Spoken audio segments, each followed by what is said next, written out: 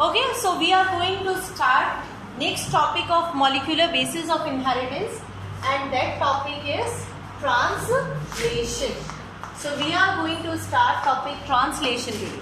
ठीक है, सबसे पहली बात ट्रांसलेशन होता क्या है. तो translation is the process of making protein from RNA. RNA से क्या बनाना है? प्रोटीन. अब पहला क्वेश्चन ये है कि आरएनए के तीन टाइप हो गए, mRNA, rRNA और tRNA. कौन सा आरएनए इन्वॉल्व होता है प्रोटीन बनाने के लिए? तो मैं आपको बताऊं, तीनों ही चाहिए. एक भी ऐसा नहीं है कि जिसके बिना प्रोटीन बन सकता है. All the three are required. तीनों अपनी अपनी अलग जगह पर इंपॉर्टेंस रखते हैं. जैसे जैसे आप प्रोसेस पढ़ेंगे आपको समझ में आएगा. सबसे पहली चीज हम बात करते हैं लोकेशन की. ट्रांसलेशन होता कहाँ पर है? तो बच्चों, चाहे प्रोकैरियोट हो और चाहे यूकैरियोट हो, ट्रांसलेशन हमेशा कहाँ होता है? सेल के साइटोप्लाज्म में होता है. यानी कि मैं बात करूं, अगर एक सेल है, जैसे हम अपने सेल की बात करें, that is a eukaryotic cell. Eukaryotic cell में ये न्यूक्लियस है, राइट? सो न्यूक्लियस से भी जो डीएनए है, ये मान लीजिए डीएनए है. इस डीएनए से ट्रांसक्रिप्शन होके क्या बन जाता है? RNA. Now this RNA comes out into the cytoplasm, and in the cytoplasm, now it will undergo the next process that is known as translation. Is it clear? So let us start the very first process. अब आपको ये समझना पड़ेगा कि translation यानी protein बनना, और हम हमेशा से ये समझते हैं that the proteins are made up of, किससे बने होते हैं? They are made up of amino acid, right? How many types of amino acids are found? 20 amino acids are there which make a protein. So the question is, which amino acid will come first and which amino acid will come later, right? The amino acids will continuously join and form a chain of amino acid which is known as the protein, right? यही होना है. तो amino acid कौन सा आएगा, ये कौन decide करता है? ये आरएनए डिसाइड करता है. According to the genetic code, आपको पढ़ा चुकी हूँ मैं already genetic code. According to the genetic code which is found on the mRNA, the amino acid will come. ये हमारा लास्ट टॉपिक था जो हमने पढ़ा था, राइट? तो बच्चों, अब आप लोगों को ये समझने की जरूरत है कि ये जो आरएनए है ना, ये आरएनए आपका राइबोसोम के पास जाएगा. ये जो mRNA है वो किसके पास जाएगा? राइबोसोम. ऐसा क्यों? क्योंकि हम लोग जब से सेल चैप्टर पढ़ते आए हैं हमेशा कहते हैं that ribosome is the protein factory. ऐसा कहते हैं that ribosome is the protein factory. तो जो भी हम काम करेंगे वो राइबोसोम पे करेंगे. हम सबको पता होना चाहिए कि राइबोसोम्स यहीं पर ऐसे पड़े हुए मिलते हैं साइटोप्लाज्म में. हमेशा पढ़ा है, राइट? और अगर आप लोगों को थोड़ा सा और आप याद करें तो ribosome 70 and 80, 70S and 80S पढ़े हुए हैं. That ribosomes can be 70S, ribosomes can be 80S. ये यूकैरियोटिक सेल है. यूकैरियोटिक सेल के साइटोप्लाज्म में जो पड़े होंगे वो कौन से राइबोसोम होंगे? 80S kind of ribosomes, right? 80S type of ribosomes are formed of two subunits. One is 60S and another is the 40S type subunit, right? 60S and 40S. Talking of these two subunits, आपको मैं बताऊं, अगर हम ऐसे draw करेंगे, so this one is the 60S larger subunit and this one is the smaller subunit, that is the 40S subunit, which remain dissociated in the cytoplasm. But only and only during protein synthesis, the two subunits come together, they bind together, which is known as association. ठीक है? और जैसे ही ये protein बनाएंगे, the two subunits again depart, they will dissociate. जब protein बनेगा तो साथ आएंगे, प्रोटीन बनने के बाद फिर से वो डिसोसिएट हो जाएंगे. Is it clear? So now we have got an idea about this process, और अब हम लोग स्टार्ट करेंगे इस प्रोसेस को. Is it clear? So continuing to the process, सबसे पहले आप ये समझिए कि आपके जो आरएनए है यानी मैसेंजर आरएनए, पहली बात तो उसको हमने मैसेंजर आरएनए कहा ही क्यों? बच्चों मैसेंजर आरएनए उसको इसीलिए कहा जाता है क्योंकि उसके पास जो न्यूक्लियोटाइड्स हैं उन्हीं को हम जेनेटिक कोड कहते हैं। हमने कहा प्रोटीन बनाने के लिए अमीनो एसिड्स जोड़ने हैं। अमीनो एसिड कौन से जोड़ेंगे वो हमें किससे डिसाइड करना है? आरएनए से। सो मान लीजिए यहाँ पर प्रेजेंट है आपका सी का मान लीजिए this is C A G A U G C C A G A C and so on. These are the various nitrogenous bases which are found on the nucleotides of RNA. कोई confusion इस पर? ये बच्चों ये 5 prime and है इसका, ये 3 prime and है, ठीक है। आप सबको ये पता होना चाहिए हर 3 न्यूक्लियोटाइड एक जेनेटिक कोड होता है, ये बात आपको बताई गई है। सबसे पहला स्टेप क्या होगा? सबसे पहले इस mRNA के साथ राइबोसोम की छोटी यूनिट आकर जुड़ जाएगा। इसके साथ आकर क्या जुड़ जाएगा? स्मॉलर सब यूनिट ऑफ राइबोसोम। मान लीजिए ये जुड़ गई। भाई mRNA तो बहुत लंबा है, ऐसा थोड़ी पूरे mRNA पे जुड़ जाएगी। जितनी उसकी साइज था उस अकॉर्डिंगली वो जुड़ गई, स्टार्टिंग में जुड़ गई। What is this? ये क्या था? mRNA यानी messenger RNA. And what is this? This is the smaller सब यूनिट ऑफ, किसकी स्मॉलर सब यूनिट है? राइबोसोम, स्मॉलर सब यूनिट ऑफ राइबोसोम। अगर हमारा 80S टाइप का राइबोसोम है तो ये कौन सी सब यूनिट है? 40S। अगर 70S टाइप का है तो ये 30S। क्लियर है? तो ये इसके साथ आके एसोसिएट हो गए। बच्चों इसके पास ना एक साइट होती है, एक जगह होती है जिसको पी साइट बोलते हैं। क्या बोलते हैं? P site. मान लीजिए ये यहाँ पड़ रही है पी साइट। अब ये जो पी साइट है ना, ये एक बात इसकी बड़ी फिक्स है कि ये पी साइट वहीं आके सेट होनी चाहिए जहाँ पर स्टार्ट कोडोन हो। कहाँ से स्टार्ट होने, कहाँ पर होनी चाहिए? स्टार्ट कोडोन की जगह। अब याद करो जरा कोडोन वाला टॉपिक, मैंने आपको बताया था कि स्टार्ट कोडोन कौन सा हो सकता है? यस, दैट्स AUG और इट कैन बी GUG। ये बात आपको बताई गई थी। चलो अब जैसे ही इस mRNA के साथ आपका राइबोसोम की स्मॉलर यूनिट अटैच हुई, now it keep on moving, it will move forward, वो आगे की तरफ बढ़ेगा। यानी ये गाड़ी यहाँ से चल के थोड़ी आगे जाएगी। पहला था CAG, अभी पी साइड किस पर है? CAG पर। अभी थोड़ा और शिफ्ट होगा तो क्या पी साइड AUG पर आ जाएगी? It will come.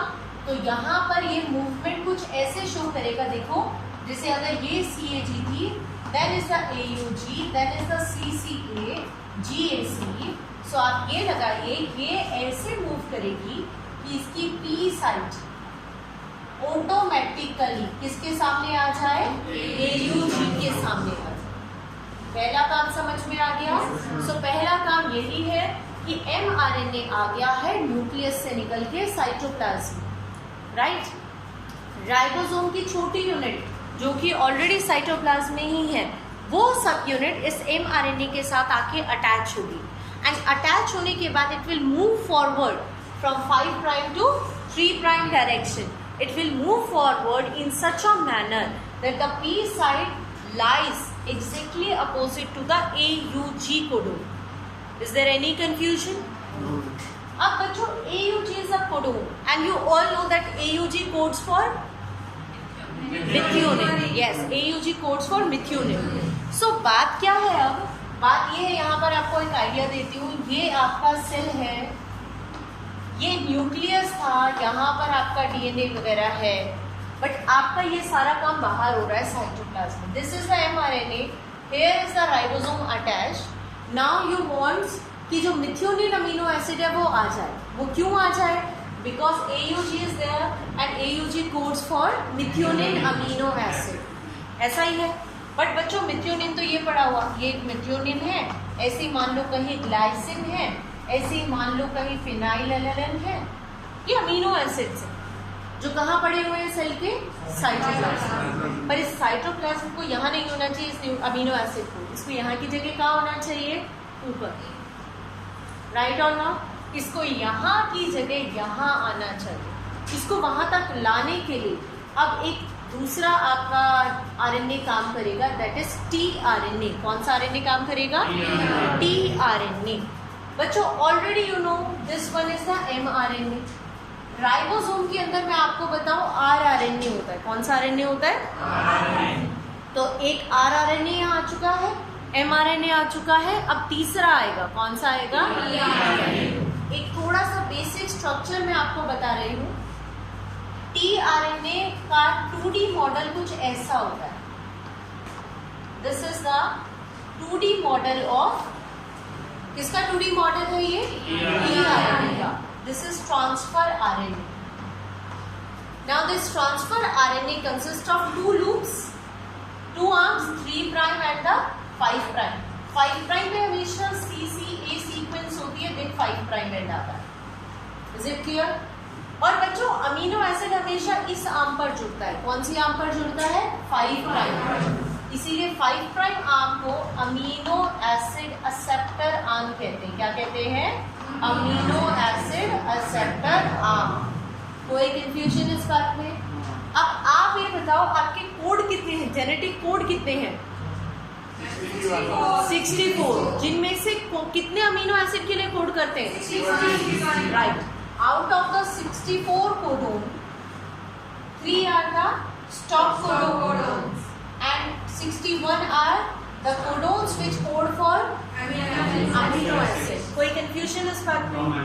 जब बेटा 61 कोडोन है तो आप एक बात बताओ टीआरएनए भी कितने होने चाहिए? 61। क्यों? एक्चुअली ये वाले जो लूप है ना, इसको कहते हैं एंटी कोडोन लूप। कौन सी लूप है ये? Anti codon loop. ये कोडोन के बिल्कुल अपोजिट रखती है, यानी अगर आपका कोडोन है AUG तो इसके एंटी कोडोन्स बनाइए कॉम्प्लीमेंट्री। ए का कॉम्प्लीमेंट्री U का कॉम्प्लीमेंट्री A, G का complementary C। This UAC is found on this anticodon loop. यहाँ है UAC। सो अब ये UAC होने की वजह से पता लगता है कि इसके पास पक्का कौन सा अमीनो एसिड आएगा? मिथ्योनिन। Methionine attach here. कौन सी आर्म पर? 5 प्राइम आर्म पर। Is it clear? सो मैंने आपको एक बात बताई कि जो अमीनो एसिड्स है आपके, वो सारे अमीनो एसिड्स कहाँ पड़े हुए हैं? सेल के साइटोप्लाज्म में। और इसको जाना कहाँ है? राइबोसोम वाली जगह जहाँ प्रोटीन बन रहा है। तो बच्चों ये आपके टीआरएनए के साथ जुड़ के वहां तक जाएंगे। Is it clear? But tRNA के साथ जुड़ेंगे कैसे, ये एक बहुत ही मेजर पॉइंट है। पहले हम इस पॉइंट को पढ़ते हैं, how it will bind with the tRNA. तो ये आपको ना अलग से भी 2 मार्क्स के क्वेश्चन में पूछा जाता है। Instead of asking the whole process of translation, they can ask you how it will get join. तो ये सुनिए, नेक्स्ट स्टेप में ये यहाँ बना रही हूँ, that is called charging of tRNA. इसको क्या कहते हैं? Charging of tRNA. ये प्रोसेस एक तरफ हो रहा है और ये प्रोसेस साइड बाय साइड चल रहा है। This is called charging of tRNA, और we also call it as aminoacylation. Aminoacylation of tRNA. ये हर बच्चे को आना बहुत जरूरी है, aminoacylation of tRNA. Is it clear? चलिए देखते हैं, बहुत सिंपल है। This is your tRNA. Say it needs to carry the first amino acid. The first amino acid is always methionine and the genetic code for methionine is AUG. So this anticodon must be having UAC. Sure, ये एक number का question आ सकता है कि what are the anticodons for the first genetic code? क्या आएंगे? UAC. Now it wants to carry amino acid methionine. इसको किसके साथ जुड़ना जरूरी है? methionine के साथ. For binding with methionine it requires ATP। बच्चे बॉन्ड बनाने के लिए ATP चाहिए कि नहीं चाहिए? चाहिए। Now it wants to get join. इन दोनों को जोड़ना है, इसीलिए तीसरी चीज ATP की जरूरत है। कोई कंफ्यूजन इस बात में? इसके लिए एक एंजाइम लगता है। कौन सा एंजाइम है बेटा? बड़ा सिंपल नाम है, क्योंकि अमीनो एसिड को टीआरएनए से जोड़ना है, इसीलिए एंजाइम का नाम है amino acyl tRNA tRNA synthetase. क्या नाम है? अमीनो एसाइल tRNA सिंथेटेज, क्योंकि अमीनो एसिड और tRNA जुड़ेगा इसीलिए ये नाम है। ये एंजाइम इसके खुद के पास है। किसके पास है? tRNA के पास। tRNA is already having this enzyme. कोई confusion? It is already having this enzyme. So after this reaction, what will happen? This is the tRNA. It will get binded with the amino acid, that is methionine, right? And the ATP is of course dissociated into ADP or AMP? Into AMP. 2 phosphates are released. A large amount of energy is required. So not only just one phosphate, but the 2 phosphate get separated. So the ATP dissociate into AMP and pyrophosphate. ये phosphate यही है। Phosphate थोड़ी use किया हमने क्या use किया? इनके टूटने से energy.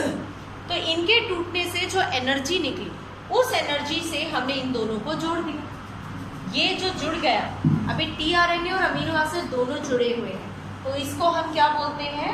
This is amino acyl tRNA। Amino acyl tRNA, ऐसा tRNA जिसपे अमीनो एसिड जुड़े हुए हैं। सो जरा यहाँ से यहाँ तक देखो। सबसे पहला काम क्या हो रहा है? mRNA जो कि बना था न्यूक्लियस में। In case of eukaryote, prokaryote में तो वो साइटोप्लाज्म में ही बना था। इन केस ऑफ यूकैरियोट ये न्यूक्लियस से निकला और निकल के कहाँ आ गया? साइटोप्लाज्म में आ गया, right? Now in cytoplasm it get binded with the smaller subunit of the ribosome. जैसे ही स्मॉलर सबयूनिट अटैच हुई, स्मॉलर सबयूनिट मूव्स फर्दर, ऐसे बढ़ने लगी। कब तक बढ़ने लगी? जब तक कि उसे स्टार्ट कोडोन मिल नहीं गया, जो कि या तो AUG होता है या फिर GUG होता है। In maximum cases it is AUG।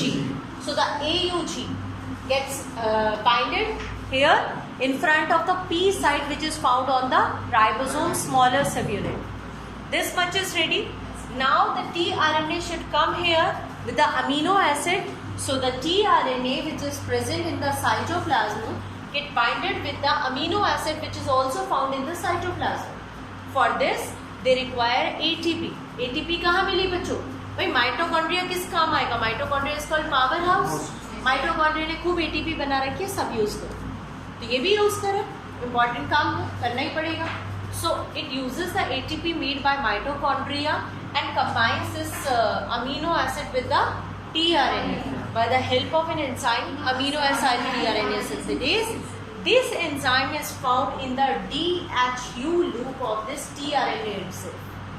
Now the two combines and here we get the amino acyl tRNA which will come here to get binded. You can see now this tRNA will come here and it will,